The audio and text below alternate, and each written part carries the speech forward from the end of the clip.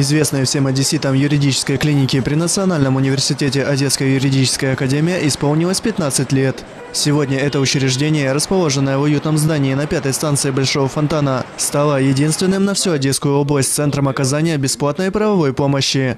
Идея его создания принадлежит президенту Национального университета Одесской юридической академии Сергею Кивалову, который еще в 90-е годы прошлого века хорошо понимал, что юридическая защита рядовых граждан с каждым годом будет становиться все более острой проблемой. Я вспоминаю, что было 15 лет назад, а у нас разруха на Пионерской 2, здание полуразрушенное, полусгоревшее, еще и граждане приходят, и они просят, каждый просит какую-то консультацию. Студенты после занятий помогают ремонтировать этот корпус на Пионерской 2.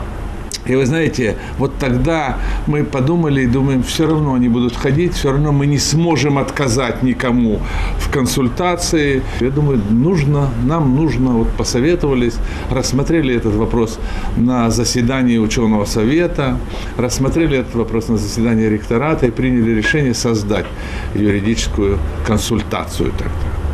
Сегодня уникальная клиника принимает до 50 посетителей в день. Для студентов Национального университета Одесская юридическая академия – это неоценимый опыт, который поможет им стать настоящими профессионалами. Я уверен, что те студенты, те аспиранты, которые поработали в юридической клинике, они на голову выше, чем те, кто не занимался этой работой. И вся элита преподавательская выходит из тех, кто работал.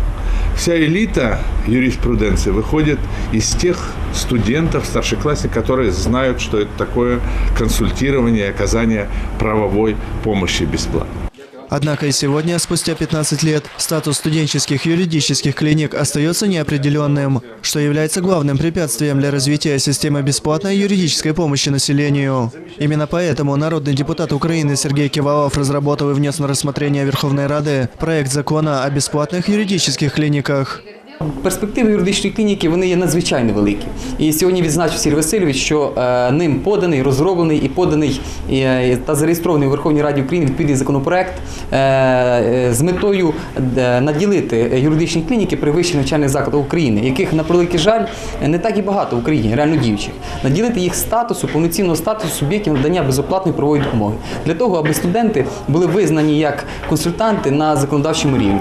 Сам Сергей Кивалов уверен, что уже в скором времени закон будет принят, просто потому, что никакой иной альтернативы доступной правовой помощи населению в Украине нет и не предвидится.